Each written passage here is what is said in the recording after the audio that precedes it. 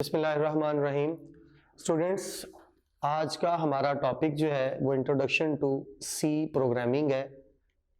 हम लोग जानते हैं कि जैसे हमने पार्ट 1 में पढ़ा था कि दो तरह की लैंग्वेजेस होती हैं, एक को हम हाई लेवल लैंग्वेज और दूसरे को लो लेवल लैंग्वेज कहते हैं। तो हाई लेवल लैंग्वेजेस में जितनी भी कंप्यूटर की लैंग्वेजेस हैं, चाहे वो C++ है, जावा है, पास्कल है, फोर्ट्रॉन है, जो भी लैंग्वेजेस हैं वो सारी हाई लेवल लैंग्वेजेस कहलाती हैं।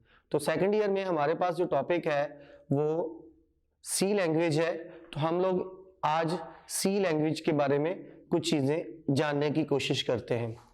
तो सबसे पहले basic structure of C language की अगर हम बात करें तो इसमें अगर प्रोग्राम की बात करें तो सबसे पहले हैश, इंक्लूड और दरमियान में ये studio.h ये लाइब्रेरी फंक्शंस होते हैं और इनको .h हेडर फाइल की मदद से लिखा जाता है। इसके अंदर मुख्तलिफ फाइल्स जो हैं वो बिल्ट इन फंक्शंस होते हैं जिसको हम लोग यूज करते हैं प्रोग्राम्स के अंदर। इन प्रोग्राम्स को लिखने के लिए हमें इन फंक्शन को यूज करने के लिए हमें बेसिकली इन हेडर फाइल्स की जरूरत होती है। ये बने बनाए फंक्शंस हैं जो सी के कंपाइलर का पार्ट होते हैं।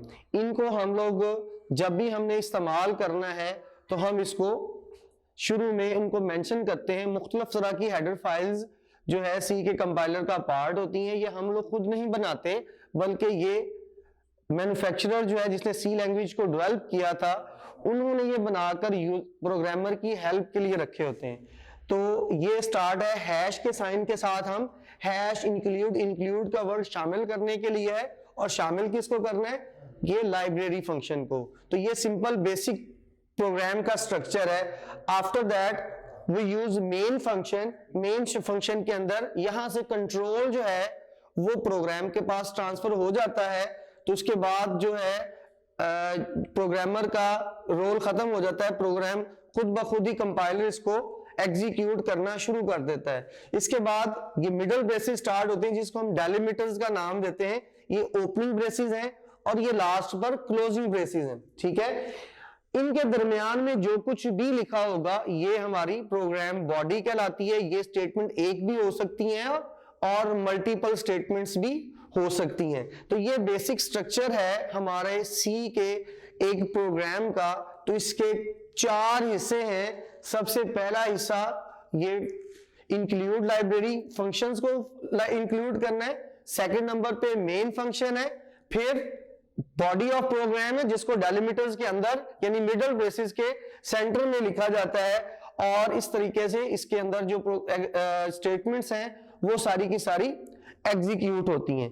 अगर हम बात करें सी को कंपाइल करने के हवाले से एक मुकम्मल प्रोग्राम किस तरीके से वर्क करता है तो इसको अगर हम देखें तो सबसे पहले हम सी के कंपाइलर की मदद से प्रोग्राम को एडिट करते हैं, क्रिएट करते हैं या एडिट करते हैं। तो इसके लिए टर्बो C++ का एडिटर जो है वो हम यूज करते हैं। ये भी बिल्ट इन होता है। ये कंपाइलर होता है जो प्रोग्राम को एडिट करने में और क्रिएट करने में हमारी हेल्प करता है। ठीक है, ये हमें इंटरनेट पर इजीली अवेलेबल है। हम इंटरनेट के ऊपर गूगल कर लें तो टर्बो C++ के नाम से अगर हम सर्च करते हैं तो आपको ये इजीली अवेलेबल हो जाएगा।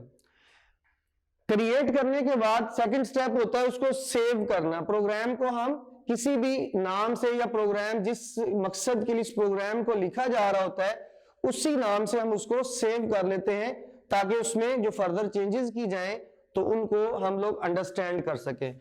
तो सेविंग करने के बाद नेक्स्ट स्टेप होता है कंपाइलिंग का। कंपाइलिंग के स्टेप में हम लोग इसके अंदर उसको कंपाइल करने की कोशिश करते हैं यानी कि उसको हाई लेवल लैंग्वेज से लो लेवल लैंग्वेज में ट्रांसलेट करने की कोशिश करते हैं।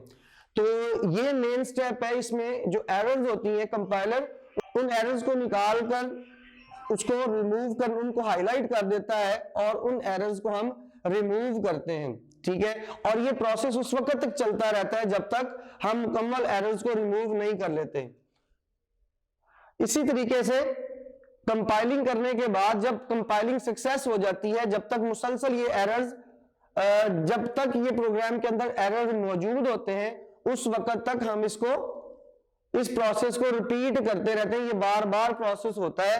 और जब हमारा प्रोग्राम मुकम्मल कंपाइल हो जाता है, मुकम्मल कंपाइल होने का मतलब ये है कि उसमें से हम एरर्स को मुकम्मल तौर पर रिमूव कर लेते हैं, तो फिर हमारे पास एक एग्जीक्यूटेबल फाइल बनती है जिसको हम .exe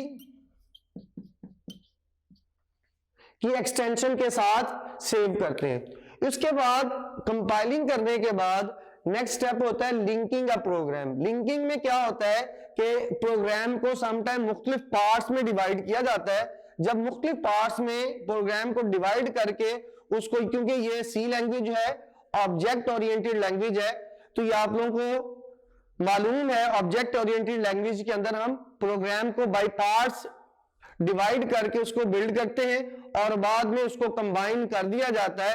और कंबाइन करने के लिए लिंकर एक प्रोग्राम है, प्रोग्राम सी के कंपाइलर का ये पार्ट होता है, तो उसमें हम लिंक करते हैं डिफरेंट प्रोग्राम के पार्ट्स को। ठीक है, ये प्रोसेस लिंकिंग कहलाता है। ठीक है, लिंकिंग करने के बाद वो प्रोग्राम हमारे पास एक एग्जीक्यूटेबल फाइल की शक्ल में हमारे पास मौजूद होता है। जस्ट हम उसको फिर कंप्यूटर के ऊपर सेव करके उसको रन करते हैं और किसी भी कंप्यूटर के ऊपर जाकर उसको रन करके अपनी प्रॉब्लम को सॉल्व कर सकते हैं, या जिस मकसद के लिए, जिस डेवलपर के लिए वो प्रोग्राम बनाया गया है उसको हैंडओवर कर दिया जाता है और वो फर्दर उसको मुकम्मल तौर पर कंप्लीट चेक करके वेरीफाई करके जिस प्रॉब्लम के लिए सॉफ्टवेयर को डेवलप किया गया है उसको हैंडओवर कर दिया जाता है।